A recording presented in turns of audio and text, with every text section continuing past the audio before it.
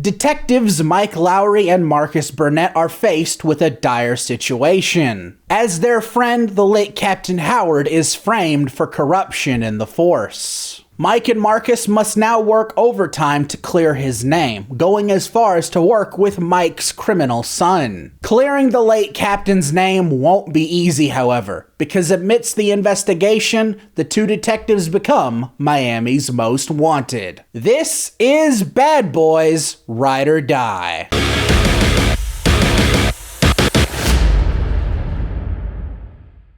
Bad Boys Ride or Die is the fourth film in the Bad Boys franchise. But for some reason it's not called Bad Boys for Life, because that title is already taken by the third movie. I'm not exactly sure they thought that one through. This also happens to be the sequel to the highest grossing film of 2020. The joke there is the fact that there weren't many movies that did well at the box office that year. It's either that or Sonic the Hedgehog, because COVID really fucking sucked. But would you believe that this film is still not done being relevant to real-world news? This is also the first film Will Smith has starred in since the infamous Chris Rock slap. The slap that managed to get him banned from the Oscars for a few years. I say a few years because I really don't know how long he actually is banned for. Because really, like any normal person, no one cares that another rich man slapped another rich man. However, I will exploit it, because enough fake shit gets exploited on this website.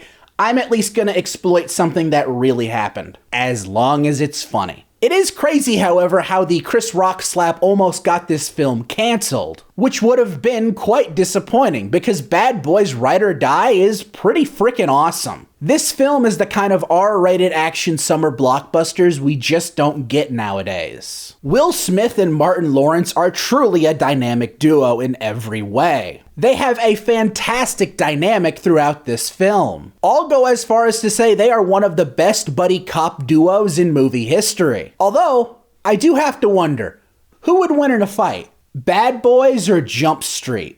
Death battle, get on that. And the great cast and characters don't stop there either. Mike's son Armando and Marcus's son-in-law Reggie are two great characters too. I would not be surprised if they tried to make a Bad Boys spin-off with these two characters. Title it Bad Boys, but it's titled Bad B-O-I-Z. That idea is not free, by the way. It was also cool to see Ioan Gruffudd in this movie. I haven't seen him since Fantastic Four. Glad he's still getting around. But what truly makes this movie, and I realize I say this a lot, are the action scenes. This has some of the best camera work I have ever seen for an action movie. Some of the coolest dynamic shots you will ever see are in this movie, and it's just simple gunplay. Seriously, look up behind the scenes footage, and the rigs they set up for this film are insane. Like, they have a harness that has the gun on it and a camera. They took the gun goes around the camera, and then the gun comes back and it faces Will Smith.